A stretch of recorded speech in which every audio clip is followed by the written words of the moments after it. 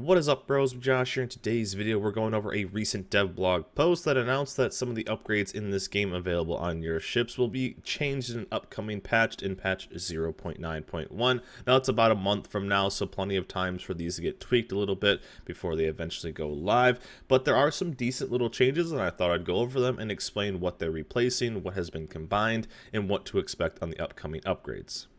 The first upgrade change will be one that is going to be affecting destroyers the most, my favorite class, and that is going to be the addition of maneuverability system, which will be part of slot number 2. Now, this one's actually pretty simple. All it's going to be doing is adding propulsion mod 1 as well as steering gear mod 1 into a single module. This is actually kind of nice. I mean, it kind of gives you a little bit of an easier pick here. Now, Wargaming is trying to, with all of these upgrade changes, make it so it's not so cookie cutter and you pick the same thing every time.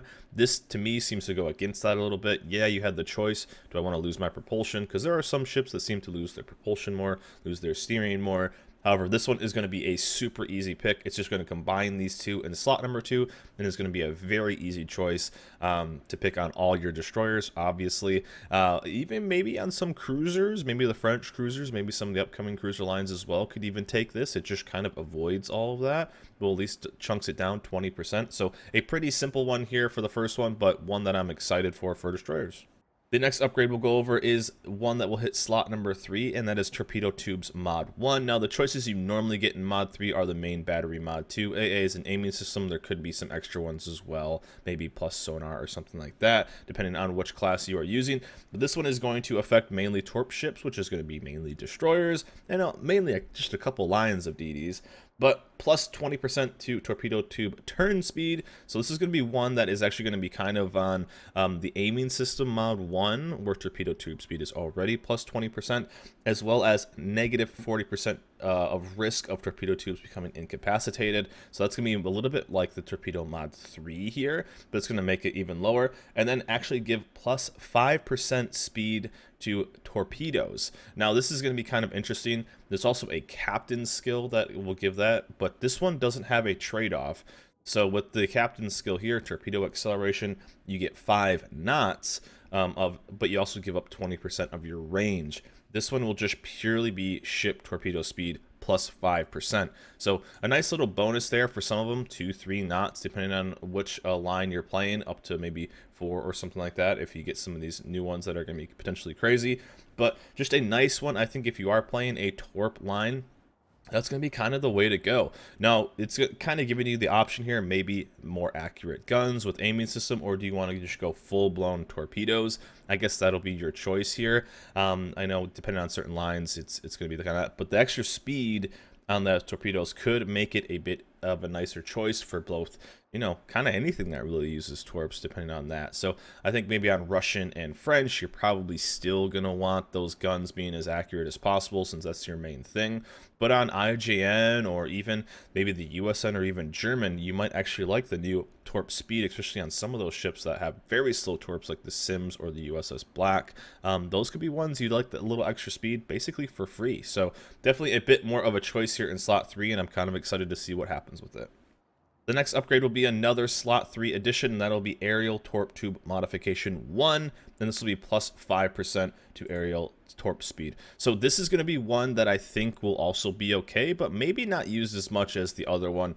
They're just kind of the offset of, this is the CV version of and the other one is the surface ship version, but I'm not quite sure. Now, I am not a CV fanatic, so I only have so much information or so much knowledge on CVs, but yeah, who knows? I think you'd probably want torpedo bomber attack time, or I think you maybe want the attack time on this. Plus 5 knots, I guess, or 5% to torpedo speed is kind of nice, but you know, it seems like nowadays that's not really the only way to do damage. So I think it maybe offers this. Again, I know a lot of people would take the captain build of the torp acceleration for the CVs. So plus 5%, is that going to be enough? I'm not sure, because CV torps tend to be extremely slow. So it's just going to give you a couple extra knots. Is that going to be enough to take over maybe some extra time diving under some AA flak or something like that? I think probably not, but this could also be a nice little bonus if you are a CV main and you want to get a little bit extra speed on those torps. So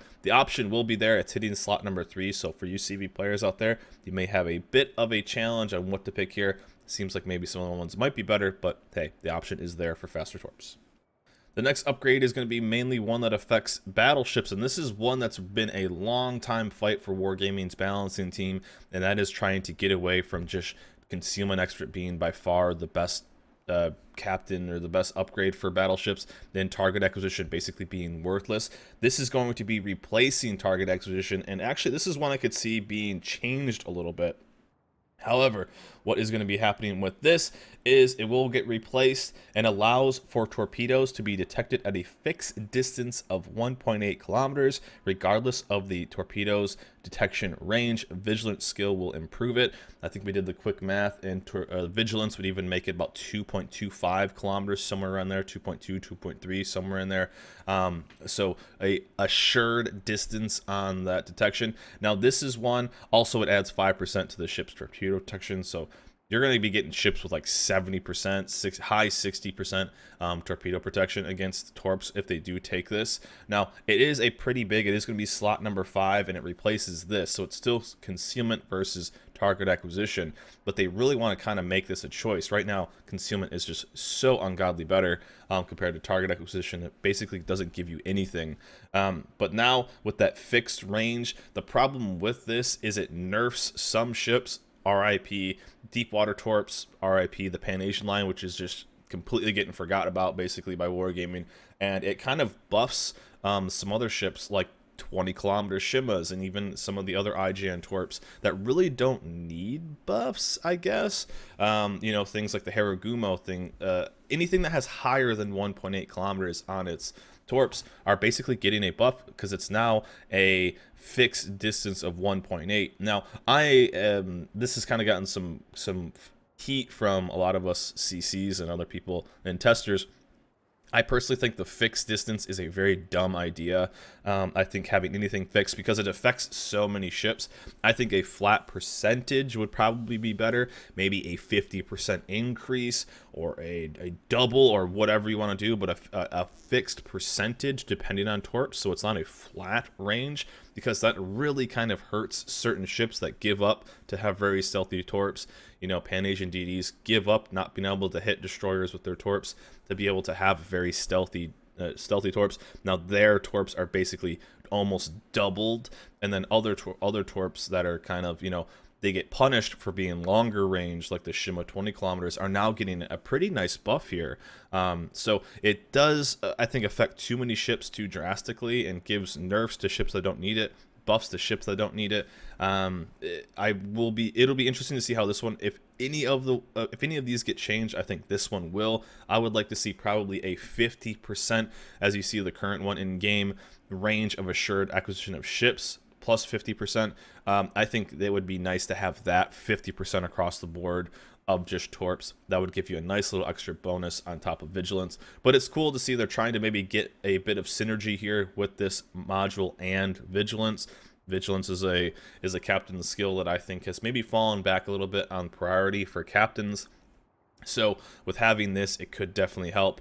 But a nice little, it's kind of cool to see them really try to figure out something here, because when you have, again, I'm probably going to keep saying it a lot, but there are so many just cookie cutter builds depending on what the ship is. It's cool to see maybe kind of a switch here, and we'll see that in another upgrade in just a little bit too. But target acquisition mod 1, we're going to see a change here, maybe actually a decent or a tough choice going forward on certain builds at least. A couple of these we can rip through, and this one's going to be one that also will hit slot 5, but I don't really see it affecting too much, and that is plus 10% to action time of ships consumables. Now this is one that I feel like on majority of concealment still way too strong, but plus 5% could give you a nice battleship buff. You're going to get extra heals, you're going to get extra radars on certain cruisers, and, you know, you're going to get all that kind of stuff for consumables. It may be worth it in some spots, but is 10% going to be enough for you to just completely give up concealment? You know, 10%, whatever it is for your class, I doubt it.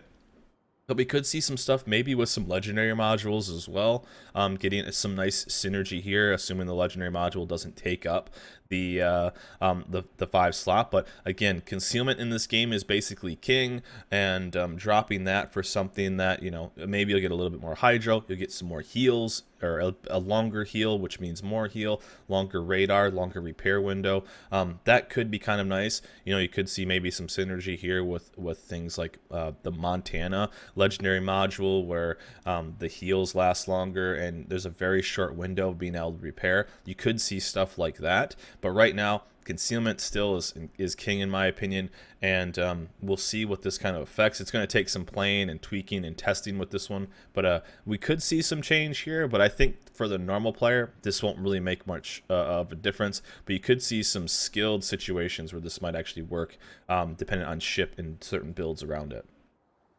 Again, just like the one before, we are getting a CV version, and this is plus 30% to action time of squads consumables. Now, I doubt we'll see this one used too much. Flight control mod 1 just seems too strong. Aircraft restoration time just seems too good, and the deck planes available plus 2. This just seems way too good to me. Again, I could be completely missing something here, but Flight Control Mod 1 just seems way too good. Get as many planes as you can out there. However, more heals, more fighter planes, I guess. You could get that out there, longer fighter planes. So maybe there could be something there, or certain ships, again, with maybe lackluster consumables, faster planes. You could maybe save some more planes. Who knows, with the longer speed boost. But it's just the CV version. It is hitting slot 5, which slot 5 tends to be a big slot, 5 and 6. For most ships. So this one, maybe in my opinion, and I'm not seeing it taking over Flight Mod 1, but we could maybe see, again, some situations where this does work. The next upgrade change is one I think that some people might actually look at a couple times and see if they like to use it, and this is going to be slot 6. So slot 6 is a very big slot when it comes to ship upgrades, because you get things like main battery, you get things like secondary, gun range, legendary modules, if that's what you're going for, or that's what the ship has available for that slot. So 6 is a very competitive, and in a game where it's kind of at the point of quantity over quality with main battery shells, is it going to be enough to give away main battery mod 3? We're going to find out, but it is going to be the unique, the upgrade will combine the AA mod 2, which we see right here, and secondary battery mod 2. So it's going to combine those into pretty much a single modification, kind of like we saw the steering gears and the propulsion getting combined. So instead of choosing both the secondaries as well as the AA as a singular thing, they're both going to be there. So you're actually going to see more AA going out. You're going to see more secondaries going out. And I have the Gross Curfers set up here for kind of an example. Ships like this, ships like the Republic, ships like, anything with high AA or decent secondaries, even lower tiers, this could be something that is a tough thing to, or kind of worth giving or going for. I mean, giving up maybe a little bit of a reload for more secondaries and AA. Now, I know we all laugh in AA, is it really worth anything these days? But having a nice little bonus here and combining these could be a tough one to choose. So yeah, this is something that I could see us taking on a couple ships, giving up that little bit of reload for basically a longer life against CVs. Again, you need CVs to be in the game for AA to be a thing or be worth it, and also secondaries need to be a thing of things getting close enough, so it's kind of a bit more situational where main battery is just gun regardless of the game. So a bit of a tough one there. Maybe we'll see some more secondary Yamatos, maybe we'll see a whole bunch of stuff. So this is one, again, I'm kind of interested to watch. This is one I think that'll be quite popular with a lot of players. The last few upgrades that will get changed, and these are all going to, again, happen in 0.9.1. So we got about a month. These are all preliminary too, so I think we will see some changes to some of these, but I think some are relatively finalized. Just a couple I think might get tweaked before it eventually goes live. They have about a month to do it.